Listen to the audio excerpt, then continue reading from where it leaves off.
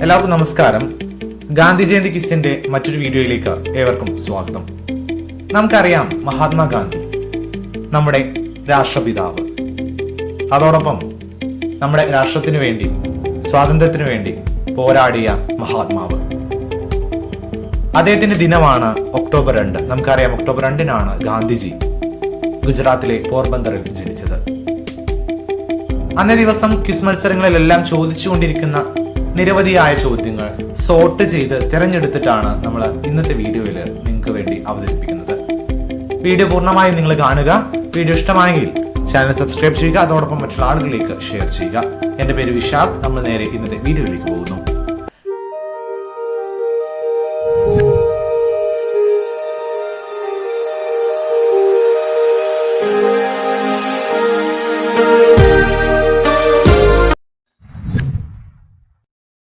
നോക്കുക, ആദ്യത്തെ ചോദ്യം വളരെ പ്രാധാന്യമുള്ളൊരു ചോദ്യമാണ്. നമുക്കറിയാം, ഇന്ത്യ സ്വതന്ത്രയായപ്പോൾ ഗാന്ധിജി ആ സ്വാതന്ത്ര്യ ദിന ആഘോഷ ചടങ്ങുകളിൽ നിന്ന് മാറി ദൂരെ ബംഗാളിലെ ഒരു ഗ്രാമത്തിലായിരുന്നു ഉണ്ടായിരുന്നത്. ഏതായിരുന്നു ആ ഗ്രാമം എന്നാണ് ചോദ്യം. മലയാളം വീഡിയോ ആണ്. കൃത്യമായി ഓരോ ചോദ്യങ്ങളോടെയും കടന്നു പോവുക. വേണമെങ്കിൽ നിങ്ങൾ നോട്ട്ബുക്കിലേക്ക് ഈ ഒരു ചോദ്യങ്ങൾ എഴുതിയെടുത്ത് പഠിക്കാവുന്നത് കൂടിയാണ്. ഉത്തരം ഇതാണ്, നൌഖാലി. ആസാമിലെ നൌഖാലി എന്ന ഗ്രാമം. ഗാന്ധിജി ആദ്യമായി പങ്കെടുത്ത കോൺഗ്രസ് സമ്മേളനം ഏതാണ്? ഗാന്ധിജി ആദ്യമായി പങ്കെടുത്ത കോൺഗ്രസ് സമ്മേളനം ഉത്തരം 1901 കൊൽക്കത്ത സമ്മേളനം. അടുത്തത്, ഗാന്ധിജി അധ്യക്ഷനായ കോൺഗ്രസ് സമ്മേളനം ഏതാണ്? ഗാന്ധിജി അധ്യക്ഷ പദവി അലങ്കരിച്ച കോൺഗ്രസ് സമ്മേളനം ഏതാണ്? ഉത്തരം 1924 ബെൽഗാം സമ്മേളനം. ഓർത്തു വെക്കുക, 1924 ബെൽഗാം സമ്മേളനം. ഗാന്ധിജി ഏതിനെയാണ് എന്റെ അമ്മ എന്ന് വിശേഷിപ്പിച്ചത്? ഗ്രന്ഥമാണ് ഗാന്ധിജി ഏതിനെയാണ് എന്റെ അമ്മ എന്ന് വിശേഷിപ്പിച്ചത്? ഉത്തരം ഭഗവത്ഗീത. അടുത്തത്, ഈ ടൈപ്പ് ഓഫ് ചോദ്യങ്ങൾ നിങ്ങൾക്ക് വരാൻ സാധ്യതയുണ്ട്.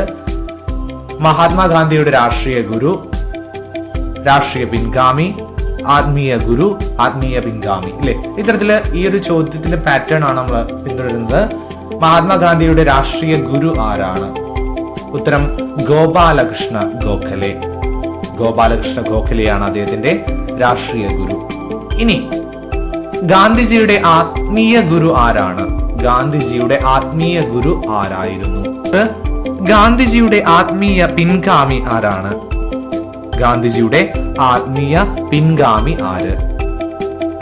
ഉത്തരം ഇതാണ്, വിനോബാ ഭാവെ. ഓർത്തു വയ്ക്കുക, വിനോബാ ഭാവെ. ഈ പേരുകൾ അങ്ങോട്ടും ഇങ്ങോട്ടും മാറരുത്. ഓക്കെ, കൃത്യമായി നിങ്ങൾ എന്ത് ചെയ്യുക, നോട്ട് ബുക്കിലേക്ക് എഴുതിയെടുത്ത് തന്നെ പഠിക്കാൻ ശ്രമിക്കുക. അടുത്തത്, ഗാന്ധിജിയുടെ മനസാക്ഷി സൂക്ഷിപ്പുകാരൻ എന്നറിയപ്പെടുന്നത് ആരാണ്? ഗാന്ധിജിയുടെ മനസാക്ഷി സൂക്ഷിപ്പുകാരൻ എന്നറിയപ്പെടുന്നത് ഉത്തരം സി രാജഗോപാലാചാരി. സി രാജഗോപാല ആചാരി. ദെൻ, ഗാന്ധിജിയുടെ രാഷ്ട്രീയ പിൻഗാമി ആരാണ്? നമ്മൾ നേരത്തെ പറഞ്ഞു ആത്മീയ പിൻഗാമി. ഇനി ഇവിടെ പറയുന്നത് ഗാന്ധിജിയുടെ രാഷ്ട്രീയ പിൻഗാമി ആര് എന്നാണ്. ഉത്തരം നെഹ്റു, ജവഹർലാൽ നെഹ്റു. ദെൻ, അടുത്ത ഒരു ചോദ്യം, മീരാബെൻ. നിങ്ങൾ കേട്ട ഒരു പേരായിരിക്കും. മീരാബെൻ എന്ന പേരിൽ പ്രശസ്തയായ ഗാന്ധി ശിഷ്യ ആരാണ്? അദ്ദേഹത്തിന്റെ പേരാണ് ചോദിച്ചിട്ടുള്ളത്. അവരുടെ പേര് എന്ത്? മീരാബെൻ എന്നാണ് അവർ അറിയപ്പെടുന്നത്. അവരുടെ യഥാർത്ഥ നാമം മാഡ്ലിൻ സ്ലേഡ്. ഓർത്തു വെക്കുക, മാഡ്ലിൻ സ്ലേഡ് ആണ് മീരാബെൻ എന്ന പേരിൽ പ്രശസ്തയായ ഗാന്ധി ശിഷ്യ. അടുത്ത ചോദ്യം അതേ ചോദ്യം തന്നെയാണ്. ഇന്ത്യൻ ലേഡി എന്ന അപരനാമത്തിൽ അറിയപ്പെടുന്നത് ആരാണ്? Indian lady. Okay, Indian lady എന്ന അപരനാമത്തിൽ അറിയപ്പെടുന്നത്, മീരാബെൻ എന്ന പേരിൽ അറിയപ്പെടുന്നതൊക്കെ ഒരാളാണ്. ഉത്തരം Madeline Slade or Miraben. Then, ഇത് നമ്മൾ മറ്റൊരു വീഡിയോയിൽ പരിചയപ്പെട്ട ചോദ്യമാണ്. പൊളിയുന്ന ബാങ്കിൽ നിന്ന് മാറാൻ നൽകിയ കാലഹരണപ്പെട്ട ചെക്ക് എന്ന് ഗാന്ധിജി വിശേഷിപ്പിച്ചത് എന്തിനെയാണ്? പൊളിയുന്ന ബാങ്കിൽ നിന്ന് മാറാൻ നൽകിയ കാലഹരണപ്പെട്ട ചെക്ക്. ഉത്തരം ക്രിബ്സ് മിഷൻ. ഓർത്തു വയ്ക്കുക, ക്രിബ്സ് മിഷൻ. ദെൻ, അടുത്ത ചോദ്യം, ഇത് വളരെ പ്രാധാന്യമുള്ള ഒരു ചോദ്യമാണ്. നിരവധിയായി ചോദിക്കുന്ന ചോദ്യം കൂടിയാണ്. അർദ്ധനഗ്നനായ ഫക്കീർ എന്ന് ഗാന്ധിജി അറിയപ്പെടാറുണ്ട്. അതോടൊപ്പം ഇങ്ങനെ അർദ്ധനഗ്നനായ ഫക്കീർ എന്ന് ഗാന്ധിജിയെ വിളിച്ചത് ആരാണ്? ഉത്തരം വിൻസ്റ്റൺ ചർച്ചിൽ. ദെൻ ഗാന്ധിജിയെ ആദ്യമായി രാഷ്ട്രപിതാവ് എന്ന് വിളിച്ചത് ആരാണ്? ഗാന്ധിജിയെ ആദ്യമായി രാഷ്ട്രപിതാവ് എന്ന് വിളിച്ചത് ആരാണ്? ഉത്തരം സുഭാഷ് ചന്ദ്രബോസ്. ദെൻ നോക്കാം, ഗാന്ധിജിയെ ആദ്യമായി മഹാത്മാ എന്ന് വിളിച്ചത് ആരാണ്? ഇത്തരത്തില് നിരവധിയായ ചോദ്യങ്ങൾ വരുന്നുണ്ട്. ആദ്യമായി രാഷ്ട്രപിതാവ് എന്ന് വിളിച്ചത് സുഭാഷ് ചന്ദ്രബോസ് ആണെങ്കിൽ മഹാത്മാ എന്ന് വിളിച്ചത് ആരാണ് എന്നാണ് ചോദ്യം. ഉത്തരം ടാഗോർ, രവീന്ദ്രനാഥ ടാഗോർ. ഓർത്തു വയ്ക്കുക. ദെൻ ഗാന്ധിജി പുലേ രാജാവ് എന്ന് വിശേഷിപ്പിച്ചത് ആരെയാണ്? ഗാന്ധിജി പുലേ രാജാവ് എന്ന് വിശേഷിപ്പിച്ചത് നമുക്കറിയാം. ഉത്തരം അതെ, അയ്യങ്കാളി അല്ലെ? അയ്യങ്കാളിയെയാണ് ഗാന്ധിജി പുലേ രാജാവ് എന്ന് വിശേഷിപ്പിച്ചത്. അടുത്ത ചോദ്യം ശ്രദ്ധിക്കുക. ഗാന്ധിജി എത്ര തവണ കേരളം സന്ദർശിച്ചിട്ടുണ്ട്? ഇത് സാധാരണ ചോദിക്കുന്ന ഒരു ചോദ്യമാണ്. അതോടൊപ്പം അദ്ദേഹത്തിന്റെ ആദ്യ സന്ദർശനം എന്നായിരുന്നു എന്ന ഒരു സബ് ചോദ്യം കൂടി ഇതിലുണ്ട്. ഗാന്ധിജി എത്ര തവണ കേരളം സന്ദർശിച്ചു? ഉത്തരം 5 തവണ. 5 തവണ അവര് മൊത്തമായിട്ട് കേരളം സന്ദർശിച്ചിട്ടുണ്ട്. ആദ്യത്തെ സന്ദർശനം 1920 ഓഗസ്റ്റ് 18 ഖിലാഫത്ത് സമരത്തിന്റെ പ്രചരണാർത്ഥം കോഴിക്കോട് എത്തിയതാണ് ആദ്യത്തെ ആ ഒരു സന്ദർശനം. ഓക്കെ. ദെൻ തന്റെ ദർശനങ്ങളെ പറ്റി ഗാന്ധിജി പുസ്തക രൂപത്തിൽ എഴുതിയ ഏക ഗ്രന്ഥം ഏത്? തന്റെ ദർശനങ്ങളെ പറ്റി ഗാന്ധിജി പുസ്തക രൂപത്തിൽ എഴുതിയ ഗ്രന്ഥം ഏതാണ്? ഏക ഗ്രന്ഥമാണ് ചോദിക്കുന്നത്. ഉത്തരം ഹിന്ദ് സ്വരാജ്. ഓർത്തു വയ്ക്കുക, ഹിന്ദ് സ്വരാജ്.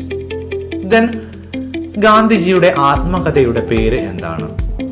ഗാന്ധിജിയുടെ ആത്മകഥയുടെ പേര് എന്താണ്? ചോദ്യം കൃത്യമായിട്ട് അറിയാം. ഉത്തരം എന്റെ സത്യാന്വേഷണ പരീക്ഷണങ്ങൾ. എന്റെ സത്യാന്വേഷണ പരീക്ഷണങ്ങൾ. ദെൻ നമ്മൾ ഈ ഒരു വീഡിയോയിലെ അവസാനത്തെ ചോദ്യത്തിലേക്ക് പോവുകയാണ്.